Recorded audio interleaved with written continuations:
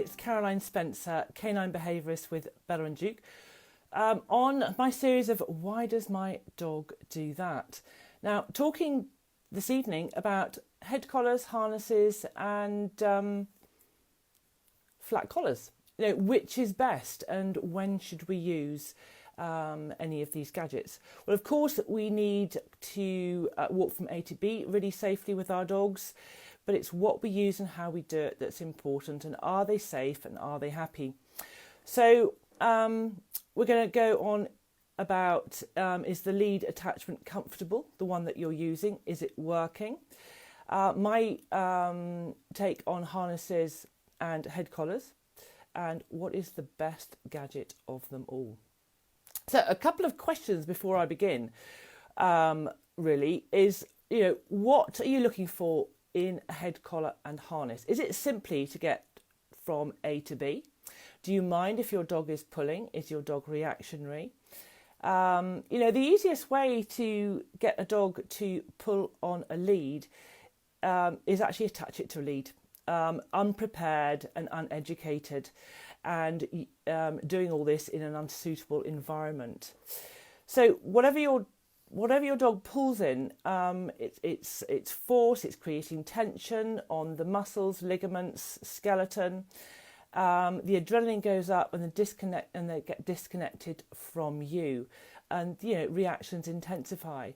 So here we go on to whatever you're using. Is it working? Whether that's a head collar or a harness or flat lead, flat collar and lead even. You know, how long have you been using that for? Is your dog connected, engaged with you? So I suppose what I'm trying to establish is the gadget simply a way for you to control your dog so they don't pull you over or don't pull so hard? Or are you using that gadget in tandem with education and getting them to walk with you, connect with you, so ultimately you can simply walk them on a flat collar or a really soft harness that is going to mean that they are happy and relaxed in your company. So I suppose the thing is your dog, how do you know if your dog is comfortable in any given gadget?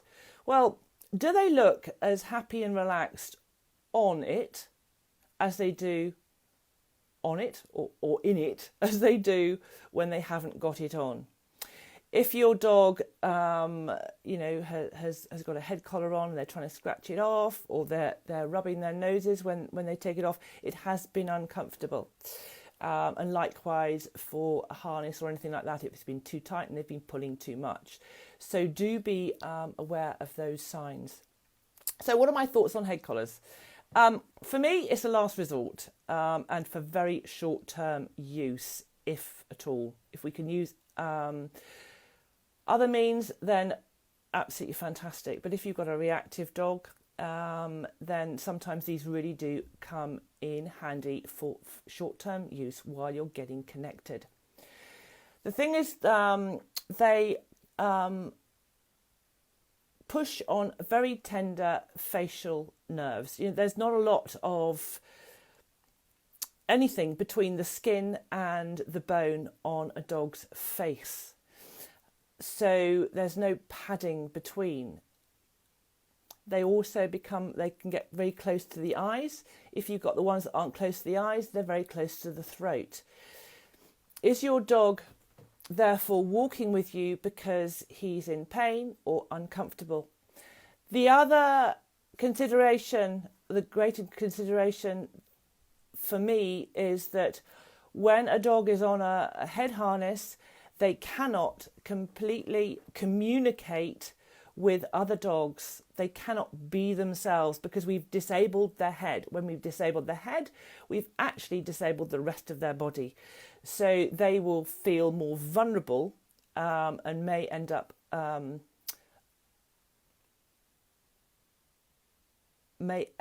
being more reactive than they were before. But also, if a dog is going to lunge forward on them, it's going to get whiplash. It's going to come forward, the body's going to come round, they're going to get whiplash. So as you can probably take from that, head harnesses are not my great love at all. So yeah, a no from me. Now, when we go on to harnesses, lots of harnesses, but anything back attachment is going to help your dog pull far better. So you have to work with your dog rather than just think your harness is going to be, we get these no pull harnesses that are going to stop your dog pulling in a second.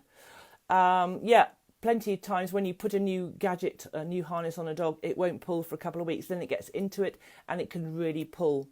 Now, of course, if you're doing search or canicross, you want your dog to pull. It's absolutely fine. So do get a Y-shaped harness.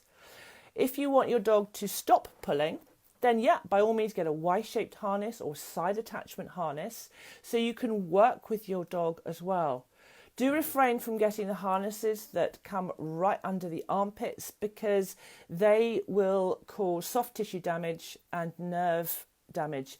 You will probably find there are a lot of dogs who either have been pulling on a lead from neck or they've got these harnesses going to the armpits. They will nibble at their front paws. That is indicating some damage there. Like I say, any dog can pull on any harness. It's how we work with the harness and the dog that is so important. Now, when we start working with a dog, then it's a case of have a calm dog when you start because you're hiding to nothing if you try and do any training whatsoever with a dog on any gadget when they're fired up and not connected. So it's about getting you connected from the get-go. Now, as far as neck collars are concerned, absolutely fabulous. I love the martingale ones or a flat collar. When your dog is walking really well on a harness. Many people will start off on a collar and lead. Now, if you're not well versed in connection and gaining this on-lead connection with how you are, it's always better, I think, to start on the harness because then you're not going to damage the dog's neck. So what is the best gadget of them all? Well, as you've probably gathered, it's you. It's how you are and where you are working with your dog.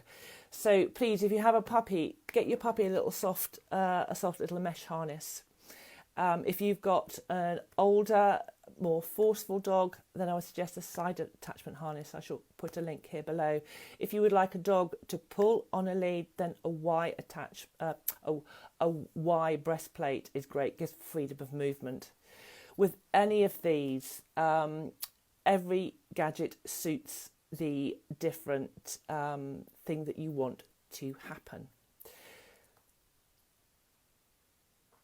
I hope that's helped you deciding what to use. They all have their place, but ultimately what we need to do is for your dog to be connected with you, for you to have a really understanding relationship so your dog wants to walk with you rather than feels they have to walk with you because they're on a gadget that stops them right by your side. Let's start and stop together without the need to pulling back, because do remember also that a lead is a form of connection. It is not a form of correction. So I hope that's given you a little bit of insight into my thoughts on harnesses, collars and head collars. If you've got any questions, please do put them below. So I will answer them later on.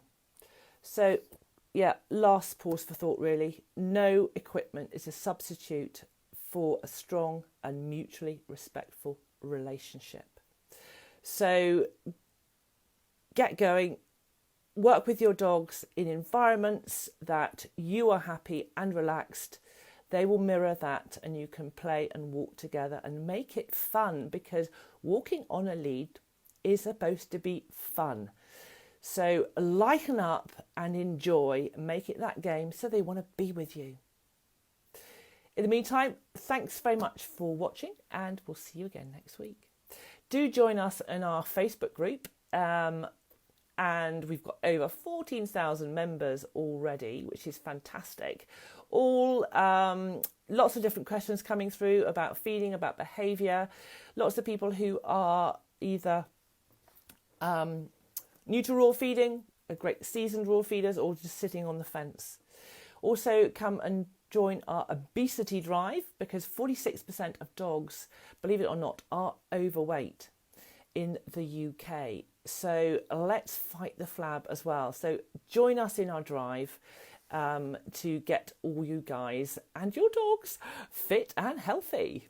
Okay, have a really good evening. Bye-bye.